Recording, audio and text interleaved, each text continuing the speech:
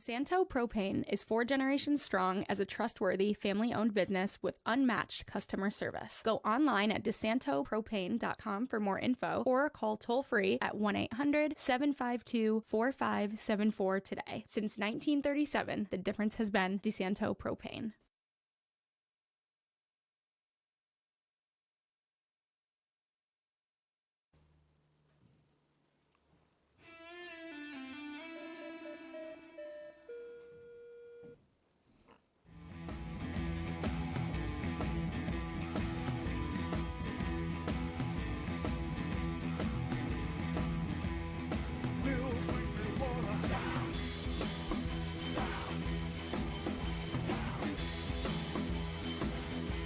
Happy Monday, everybody. Welcome into Bills Weekly here on FingerLakes1.com. Postseason podcast editions are officially here. It's the Bills know who they will be facing here in the wildcard round. It's the Denver Broncos. We'll get to all that and more in just a second. Paul Russo, Jim Sinicropi, Kyle Evans here with you. We'll be breaking down the path ahead for the Bills, path to get to the Super Bowl and get the first one in franchise history. But first, thank a couple more of our sponsors here, including Cicino's Pizzeria and Restaurant. You can visit Cicino's Pizzeria and Restaurant, their original Waterloo location, or all-new renovated location in Geneva. Dine-in, takeout, delivery, catering, and banquets. You can order online at Cicinos.com. Live, laugh, and eat well. It's the Italian way. And Finger Lakes Partners Insurance. Get the insurance you need from the people you know at Finger Lakes Partners Insurance, the Finger Lakes Insurance Agency. For your home, auto, or business, you can get a no-obligation quote today at fingerlakesinsurance.com. All right, guys. It's always fun doing podcasts like this because second season, postseason. Can't believe the Bills lost Sunday. Well, we'll get to that. We're going to spend like a quick minute on that, admittedly, obviously. But, go or go home time. Best part about sports is postseason play, so a lot to look forward to there. But, Jim, like you did mention, there was one game that they had to get through, much like every other team yesterday. The Bills did lose to the Patriots 23-16. A bit of a mismatch of stuff going on in the game. Really, the only thing, to me anyway, of note to really take home was Josh Allen continuing the consecutive game streak. In and out. One play, Yep. handed it off, and then off he goes. Yep, and now I know it's the active lead by more than a ton. I think it's like 5 years worth of games to the next person or something like that. It's something crazy. But either way, had a lot of Mitch Trubisky in there. Even then, I mean, Ray Davis had the bulk of the load running-wise. Just one of those things where, guys who maybe usually don't see a ton of got the more run and stuff like that. So Some guys made bonuses. yeah, I mean, Von Miller needed a sack for some more money, and Matt Collins needed 3 catches. They gave that to him. so it's a lot like, Jim, what me and you talked about last week. There's not really a ton to really go over because everything kind of was in place, and game-wise, it just was kind of going through the motions. Nothing really more than that. One big negative from the game was Tyler Bass missed an extra point. Yeah.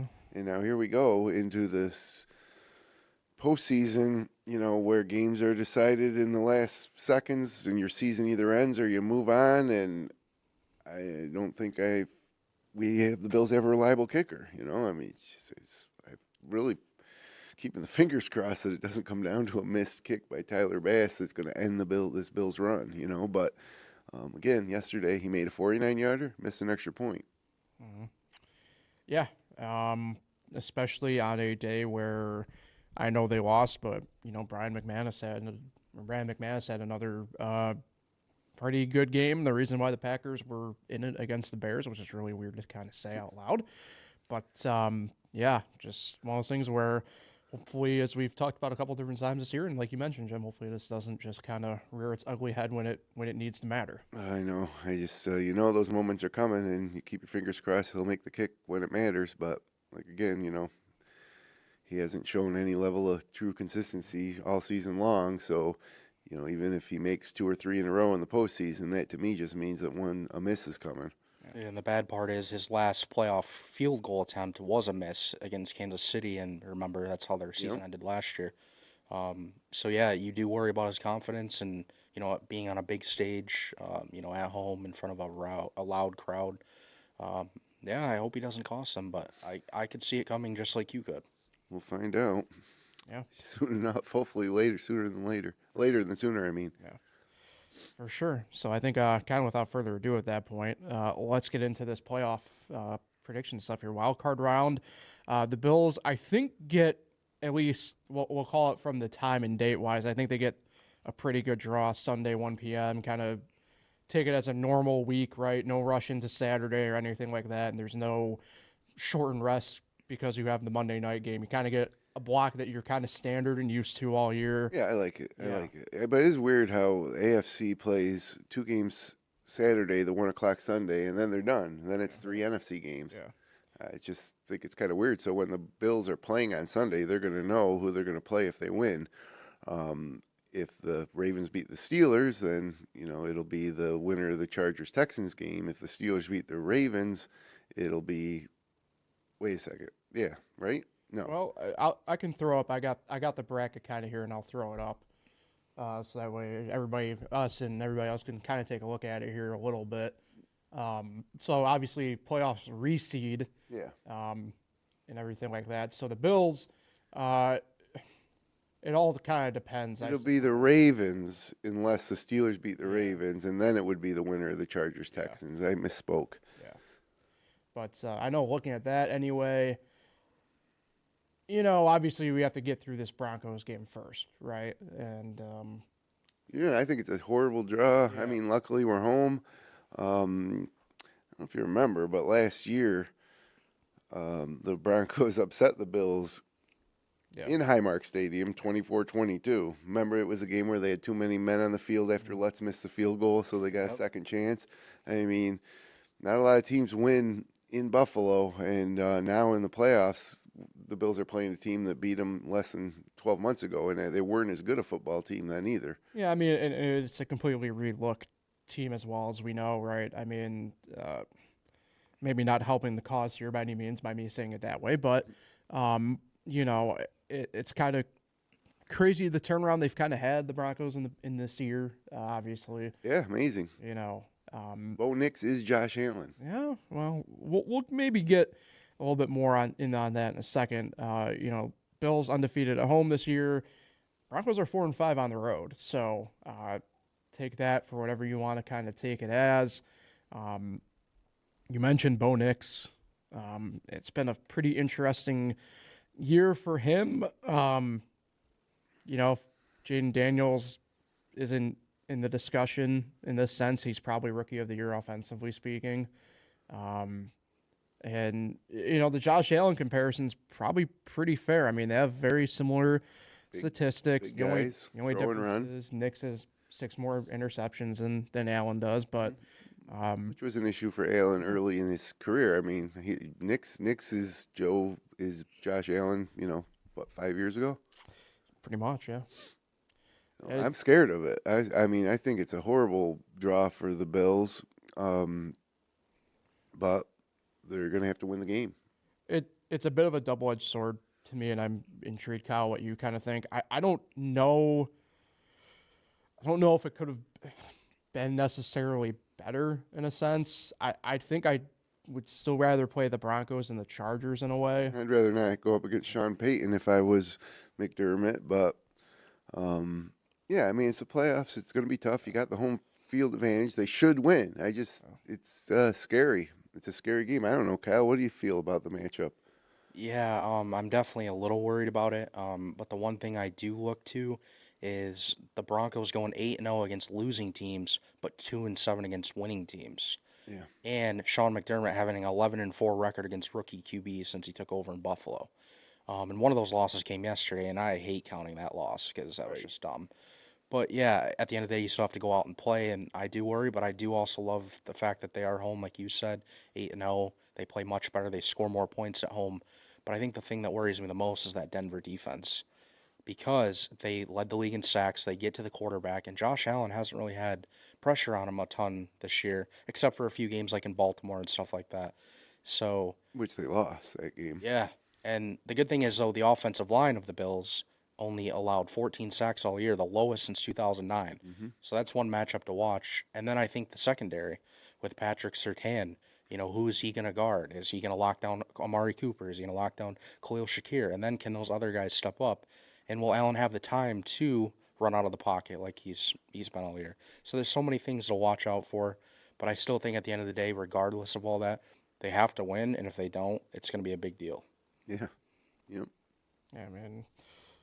We're at the point with this team. And it's weird because I was thinking about this, yesterday during the 1 o'clock window because, look, we're in Black Monday for NFL coaching, right? I mean, we've already seen guys get fired even yesterday. Obviously, shout out to the Patriots. Giants are bringing Dable back. Just thought I'd mention that. Yeah. And say the Bills. I'm not saying this is going to happen Sunday, right? I think no matter what here, if they don't reach the AFC Championship game, I think, Kyle, what you brought up is going to happen, where there's going to be a lot of voices in the room kind of wondering at this point, what is the path of this team in its current form, right? And that's something that we talked about really even at points this year, a ton last year, but I brought it up, I know, before, like, some coaches are good, they get you to a certain point, and then you have to move on to do whatever. I don't know if that's the case with McDermott exactly at this point, if it does happen. I think you're really right, Kyle, here. If something does happen where the Bills lose this Sunday, I don't know if heads are going to roll, but something's going to really happen, I think, in Orchard Park. Yeah, regardless of how great they've been in the regular season, if they go and lose in the first round of the playoffs at home to the Denver Broncos rookie quarterback, I think Sean has to go, honestly. You can't just keep being okay with regular season success. And in fact, since the AFC Championship game, they've taken a step back each year. They haven't reached the AFC Championship, in 3 years? Tough road this year, too. I mean, what happens at some if point they got to beat get the over Broncos and lose to the Ravens? Is that same type of deal? It might be a little different, but still, I mean, man, you gotta get to the Super Bowl at some point. Right. It's 5 or 6 straight years of making the playoffs, and they've gotten close that one year, and getting knocked out all these years. I just don't know when enough is enough. Yeah, at some point, Josh Allen starts to go on the downside of his career. Yeah. I don't think it's there yet. No. But he takes a beating, and you look at guys like Patrick Mahomes, who lives in the Super Bowl, and Josh Allen's never seen it. And I mean, not to play devil's advocate here or anything like that either, but like, you also don't know what he's exactly thinking either. I mean, I distinctly remember I put it on paper one time that the Colts were going to light the world up because Andrew Luck was coming back healthy, and 2 seconds later, he just abruptly retires. Now, I don't think that's the case with Josh Allen, but you just never know what some of these guys are thinking sometimes either, where it's like when they feel enough is enough and they just get done. And yeah, I mean, Allen's a little different than Luck, I think, but I don't think he's going to retire anytime soon. No. But yeah, I mean, the time is now. This is we talk about it every week for 18 weeks, and now it's one and done. If they lose, it's over, and Bills fans want one thing, and I say they want one thing. Of course, they want a Super Bowl championship. Never happened in the franchise, but I don't think they'd settle for anything less than a Super Bowl appearance. I mean, honestly, I even think getting to the AFC Championship game and losing that game is just more like, okay, what are we doing? It's like Groundhog's Day. I think they need to get to the Super Bowl. I think from the football element of it, right, like organizationally, I think they view it as they have to at least get to that AFC Championship game this year. Yeah, if that's what you're satisfied with, then that's probably why you're not going to get to the Super Bowl. No, but I'm saying from the standpoint of like not doing anything rash in that sense. That being said, I'm a big chemistry guy. I don't think I've seen this Bills team in this era have as much chemistry as this team has really had. They do have that mojo working for them. I agree. And I'm a big proponent of this. You can't really let that stuff go to waste. You don't know what next year is going to bring. You got some of these guys behind Shakir and Coleman who are on 1 year, not so much prove-it deals, but the 1 year cycle in and out deals. You don't know who you're going to bring in at your wideout 3 next year if they're going to even remotely do what Mac Hollins did. kind of in a way, type stuff. My main thing with it is if you don't really jump on the opportunity this year, I just don't know when you're going to jump on it. Yeah, and remember their biggest issue always in the playoffs is their defense. Yeah.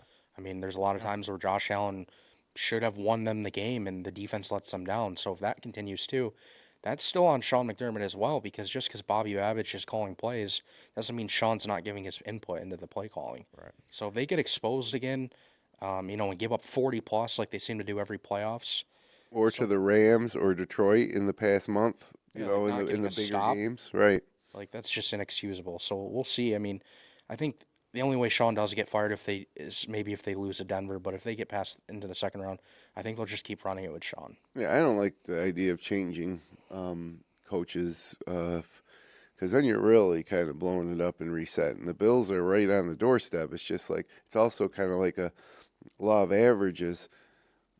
Yes. Like this, one of these years it's got to break for them. Yep. They brought a lot of good Super Bowl caliber teams into the playoffs in Josh Allen's short career so far, which isn't actually not been that short. How long has he been in the league?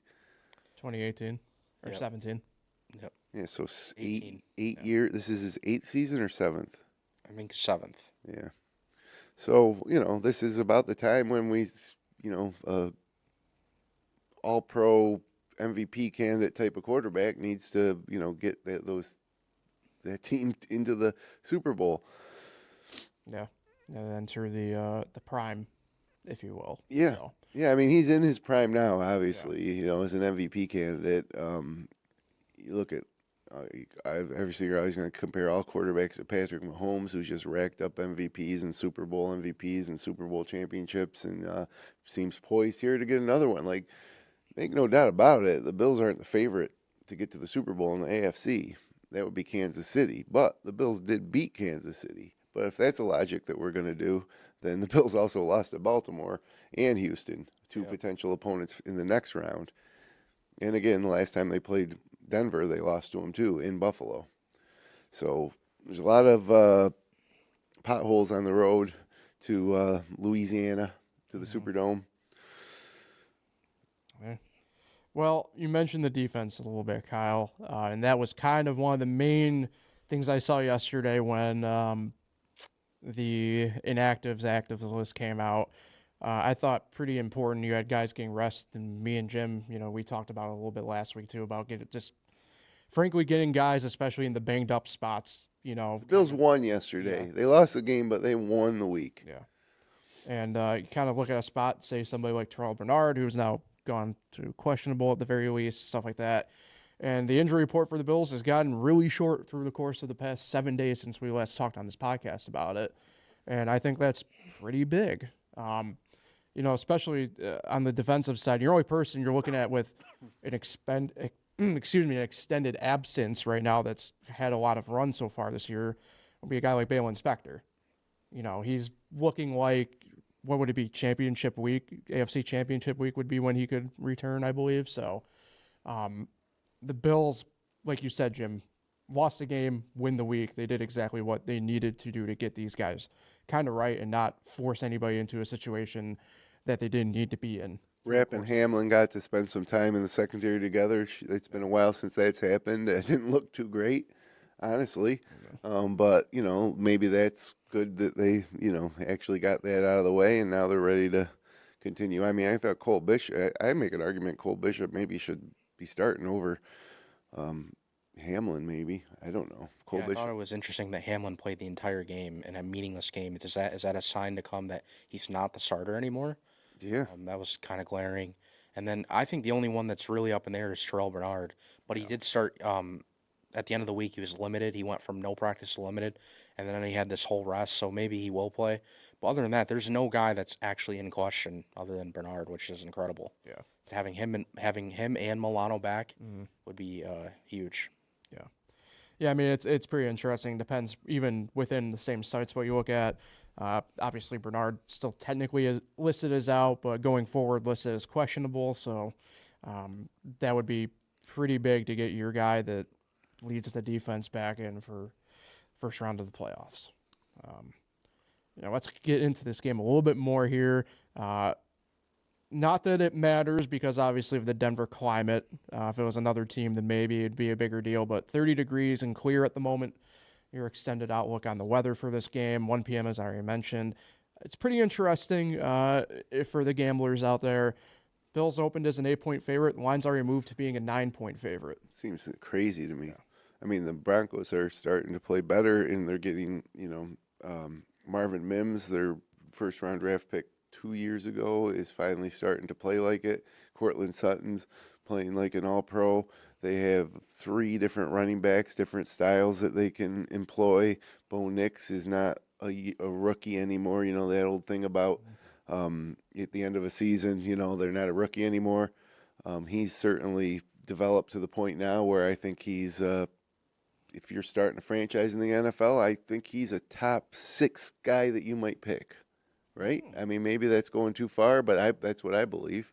I don't hate it. And then you got a good got one of the better defenses in the NFL, and you got a great head coach in Sean Payton. I can't see how it's 9 points, except for the fact that the Bills are the 2 seed and Broncos are the 7th seed. So, I'm really worried about it. I do think the Bills are going to win, but man, just the chance that maybe they wouldn't is really frightening. Yeah, I think there's a little bit of stuff at play here. I think there's an element of, you bring up the fact that he's not a rookie, but it is the rookie quarterback in its first playoff, first time in the playoffs. Yep. Atmosphere. I don't know how to really gauge that in some ways with certain guys. Bo Nix, if people don't know, played in the SEC, played in that games. What was the end of the Pac-12? But I mean, in Oregon, in big-time environments as well. I don't know how much it's going to really affect him the way it would affect, say, for what it is, right? Maybe like a Josh Allen, where you come from Wyoming and you are in some big games, but less pressure on Nix than Allen, right? Going into this game, who's the pressure on? It's on the Bills. Obviously, they're supposed to win. If the Broncos lose, all the Denver fans are like, "Wow, that was a pretty good season. Let's get ready for next year." If the Bills lose, oh my goodness. Yeah. And I think Bronco fans are probably already kind of treating this year in that way. I don't know if they really expected to kind of be in the spot they expected to be in this year. No, they didn't. But maybe they're opportunistic. We're here. Why not us? Exactly. And I think that's when you got a team that essentially is in that element of nothing to lose, in a way. Those are the ones you got to be the most dangerous about, or the most, I guess, fearful about, in a sense. And as a franchise, they've won Super Bowls. Yeah, it's true. The guy running the show has won Super Bowls. A thing or two about that. Yeah, everybody. There's a lot of Super Bowl rings in the Denver locker room, and not so many in the Bills locker room. Yeah. But again, I'm not trying. I guess maybe I am trying to play devil's advocate a little bit. I'm just saying that this is a tough matchup. I'm shocked that they're 9-point favorites right now, the Bills. Hey, but in your defense, you get to this point, no matter who you play, you're playing somebody pretty good. I mean, I don't know if this thing somehow crosses to the double digit side. I would be stunned if it got to 10 in that sense. That would mean a lot of money's being thrown Buffalo's way, but I don't think we should be doing predictions outright right now, but if you're a betting man, I don't know how you don't take Denver getting the 9 as it stands right now, It's just one of those things where I look at Denver, and we talked about their defense. Their defense has been kind of, I'd say, that backbone to be the understatement of the year at the moment. But yeah, in the beginning of the season, their defense was like the thing that kept won them games. They won some games, really low scoring games. But now the offense is caught up, and I don't know, it's pretty prolific offense under Bo Nix. So yeah, like you say, I can't say it again. It's just a tough matchup for the Bills. But like you said, every playoff matchup should be you're playing a good team, obviously. Would I rather play the Texans who beat the Bills? Maybe right now. I think the Texans right now are not playing as good as the Broncos. And how about the Chargers? Would I rather play the Chargers than the Broncos? I don't know. I really don't know. I'd rather play the Steelers than the Broncos if we could. Yeah.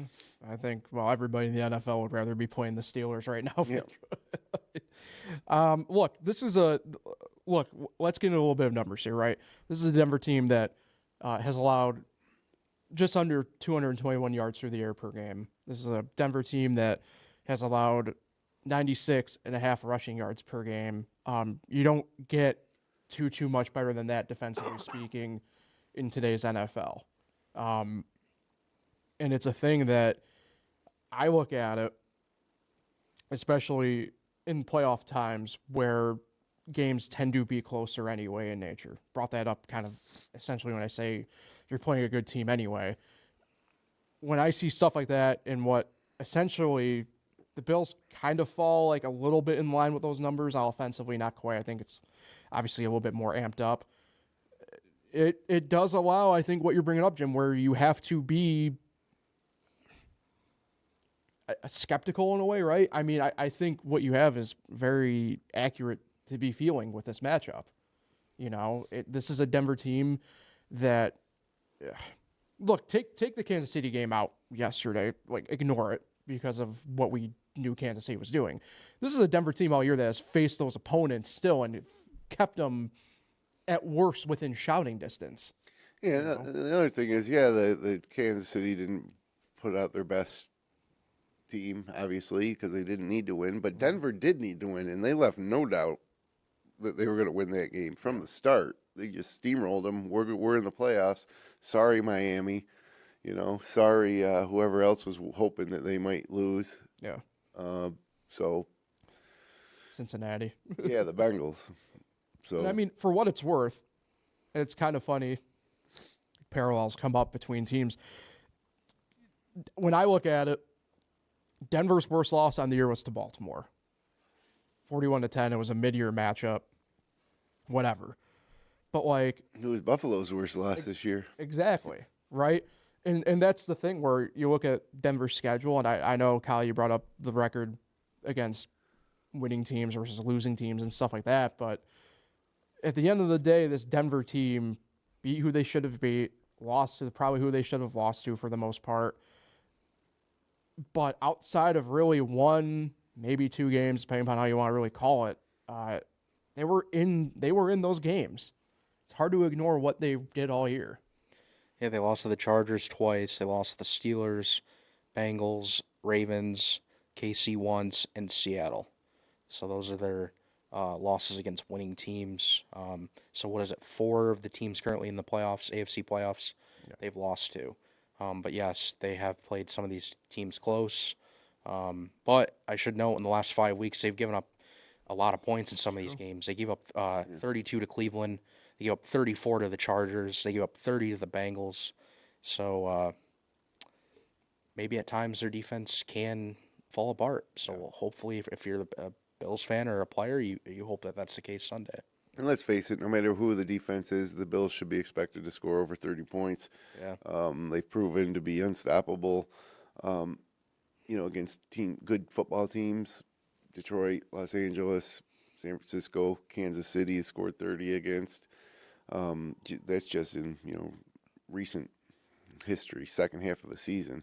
And I guess maybe part of it with me is that the mojo wore off a little bit these last 3 games. New England, New York, New England, a game last week that didn't even matter. A Jets team that's just total garbage, disarray, and then barely beaten New England. They won by 3 in New England 3 weeks ago. So maybe we just haven't seen the magical unstoppable Bills offense that we saw back in Week 15 against the Lions and even in the loss to the Rams in Week 14. Yeah, I mean, I don't know. The Jets won 2 weeks ago is kind of the outlier in the room to a degree there, but he scored 40 against them. But my God, the Jets. Yeah, Jets are a joke. It's just one of those things where, I mean, I think justifiably, right, you should be feeling a little bit whatever. But, you look at common opponents, say like Seattle, for example. I mean, Buffalo just went out and whooped the Seahawks. And, that was a game that, mind you, early on, but Denver lost. And, if you want to do the head-to-head stuff, I think that's fair and everything like that. But, and that's the thing where I do think Buffalo wins. I do think they advance and everything like that. I just think, they can't allow this Denver team to be hanging around. I think it's got to be a jump on the throat, get it done quick in the first quarter or as much as you can early on in the first half, and make sure you keep them at arm's length at all times and Yeah, you kinda don't snuff 'em want out that way. a weird fumble or a weird bounce of the ball to determine what happens here. You want to have full control. But like Kyle, so you're McDermott, you're heading into this game. I mean, you're going to try to establish James Cook in the way the Bills sometimes do, or is it you think it's going to be more of like a Wild West, let Josh Allen just go out there and improvise and make plays? Yeah, I think you should probably just let Josh go crazy like he does. I mean, you think back to that Rams loss, even in that game, he was going crazy. The Lions game, running all over. But yeah, definitely still get James Cook involved, though. What did he finish? Second, tied for second with the most touchdowns in the league behind Jahmyr Gibbs, who was just unbelievable 4 last night. Yeah, I think Cook would have had him if it wasn't for last night, right? Yeah, he would have been tied with Henry for the end of the year. But yeah, I think you just do a little bit of everything. And like I said a couple weeks ago, Josh Allen kind of like hinted that they haven't used all their play calls yet. So hopefully they have something maybe a little different that we haven't seen that, kind of shocks Denver. But yeah, at the end of the day, if there's a situation late, you always, I think, put the ball in Allen's hands and see what he can do. Like if it's a running play or not. If the season's going to end, at least let it be in Allen's hands at all times, no matter what happens in the playoffs. Yeah, I mean, I think you got to keep Denver honest, but just looking at the numbers, you know why? I think if you're the Bills, you got to go pass first in this game. Yeah, it might be one of the deals too, where if Cook's having success, they might just keep going until they stop him. I don't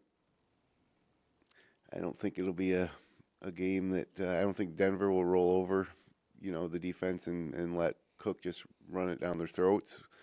But it's another reason why I'm just concerned.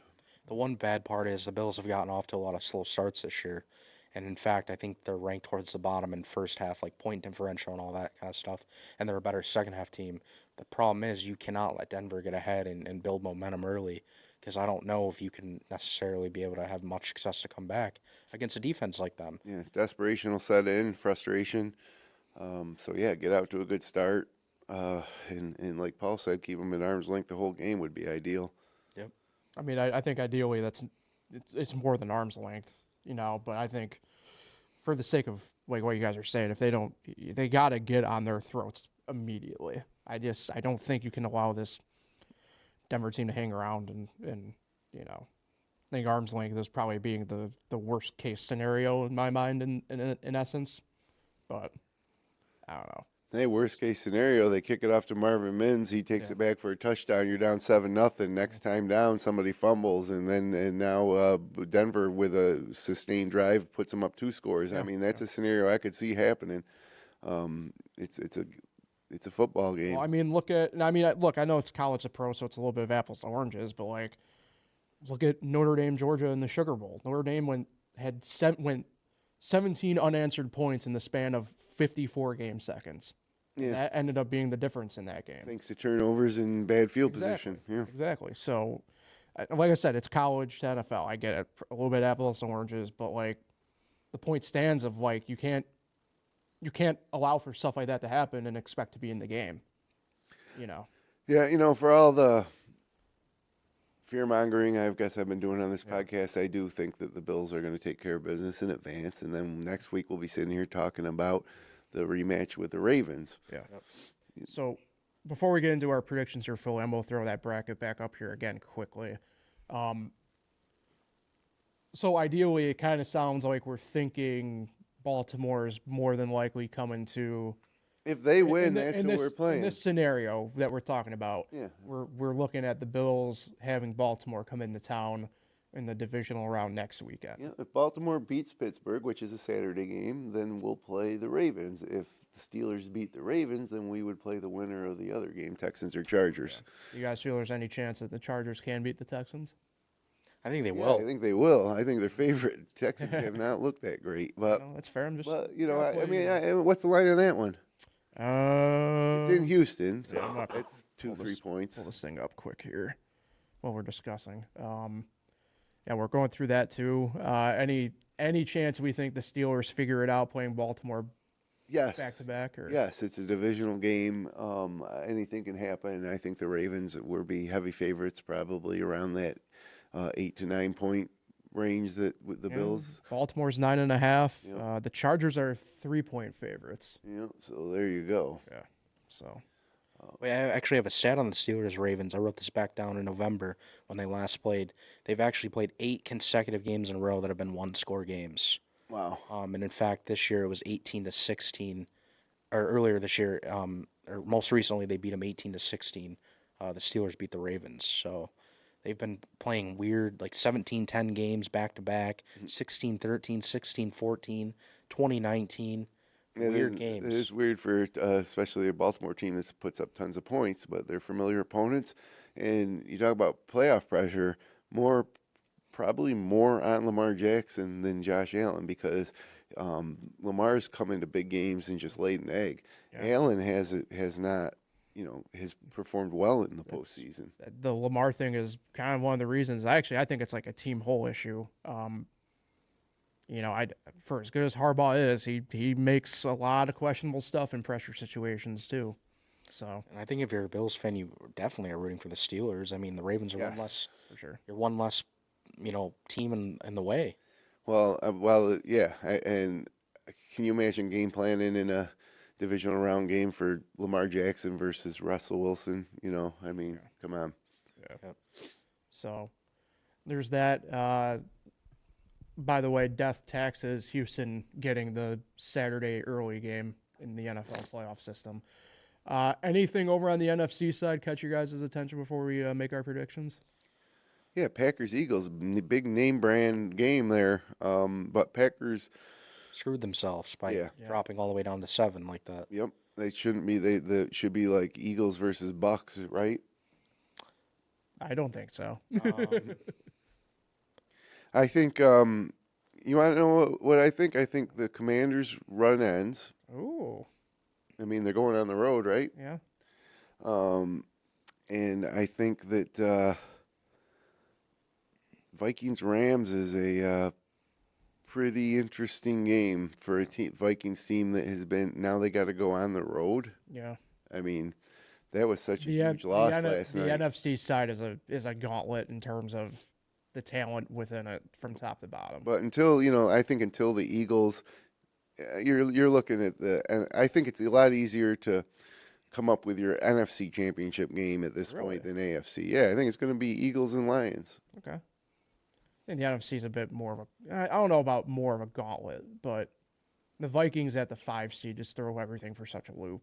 Yeah, I just think last night I lost confidence in Minnesota after seeing what I saw last night. Detroit,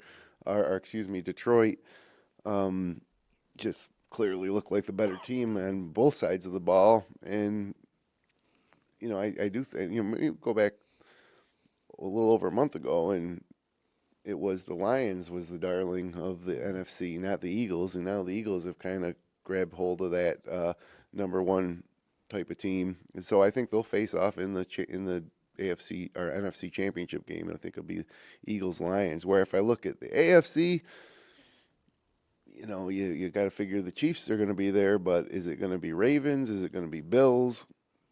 Is it going to be some other crazy outcome? I don't see that as much of a possibility in the NFC.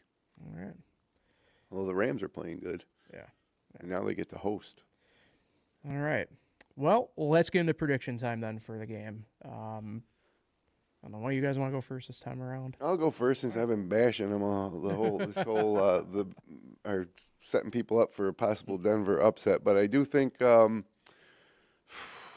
question when trying to predict the outcome of this game is: are the Bills going to be able to put up 30-plus points against the Broncos?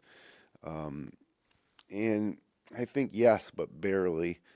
And so I'm going to say the Bills win 31-20.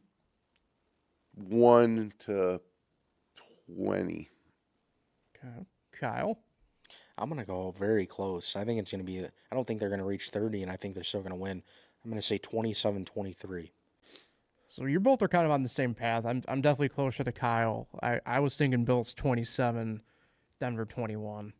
And we're always like the same. It's Yeah, I just think the defense is going to keep this thing really, really close. And that's what I mean by, like, if you're the Bills, you got to jump out early, get them, at least arm's length away, because then it goes back to what we were talking about with the spread. I don't know if the Bills are going to be able to beat Denver by 9. Like, it's just one of those things where, defensively speaking, I think it's going to be one of those games where they're going to keep them enough within the game to give Denver a shot, perceivably with, time running down in the game. And,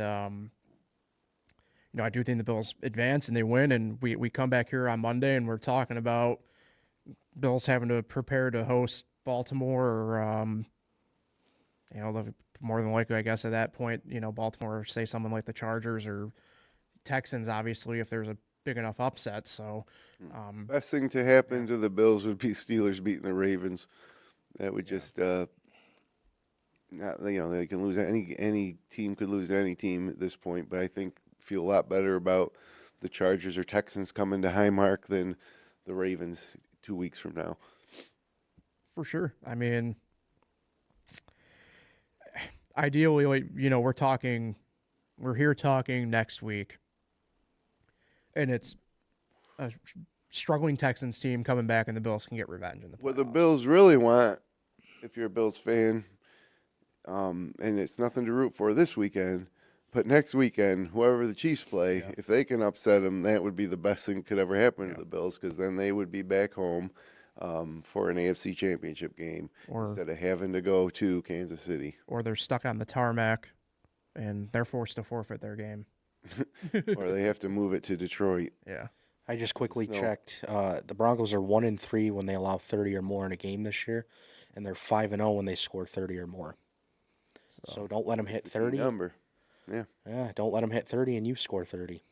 Simple game, right? Kind of similarities, right? Kind of similar to how Buffalo kind of operated this year, in a way.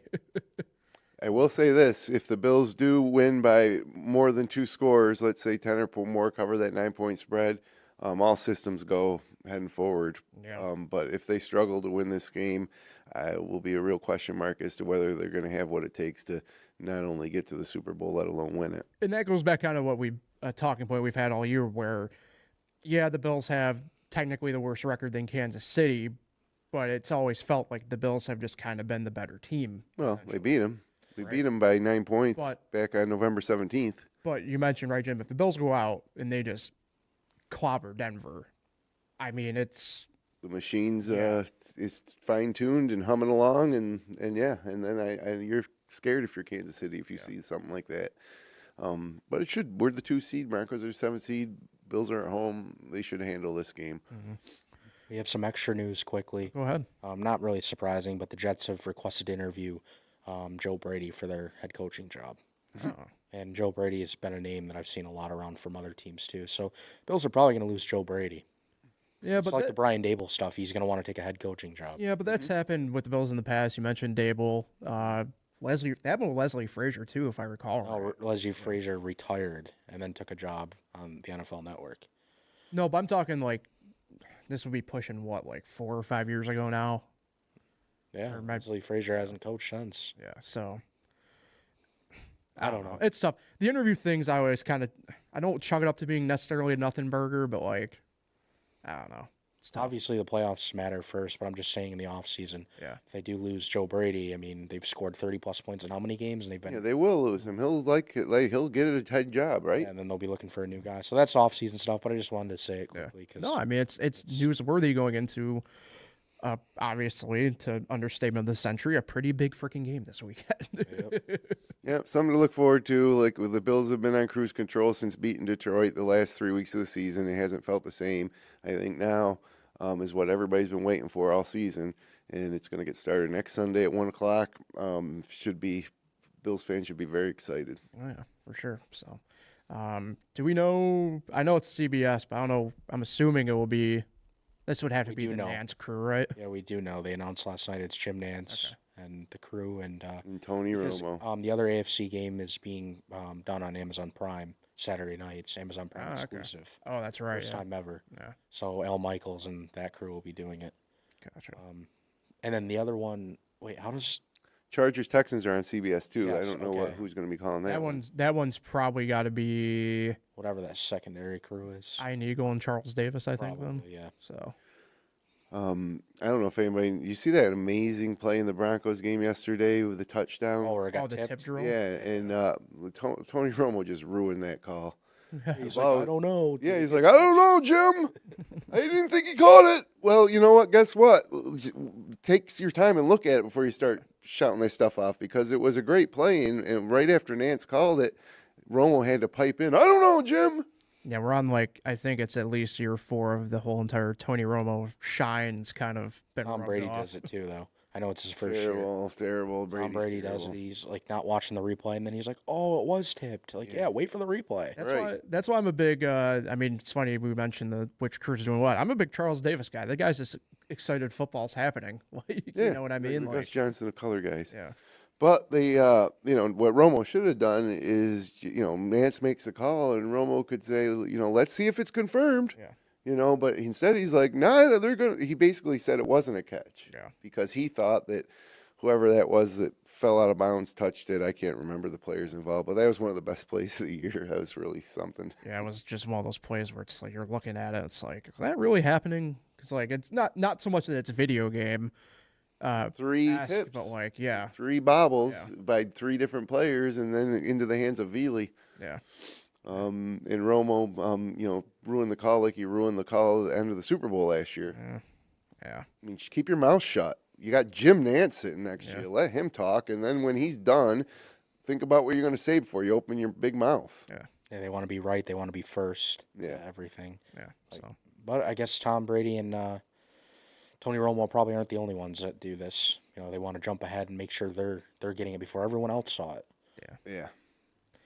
It's the name of the game now, unfortunately. So at the very least, we're all riding with the Bills this weekend to move on to the divisional round of the playoff. Either way, we will be back next Monday at 10 a.m. to recap what happened. Hopefully at this point, it's for sure a Victory Monday, and we're talking about moving on to that divisional round of the playoff. If it's not, I may predict a 10-minute show because who's going to want to watch it?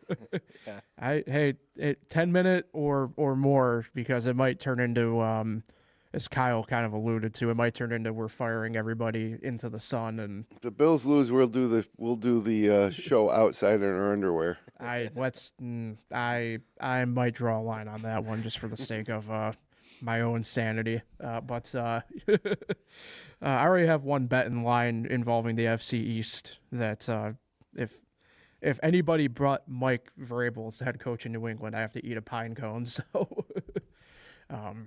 there's that. Okay. That's just I mean, who else is it going to be? It should be Vrabel. Yeah. So anyway, we'll get out of here on that note. Underwear and pine cones and all. Like, share, subscribe, all the fun stuff for us on the FanRelease1.com YouTube channel and all major podcasting platforms, including Spotify and Amazon Music. We'll be back no matter what next Monday at 10 a.m. Let's go, Buffalo.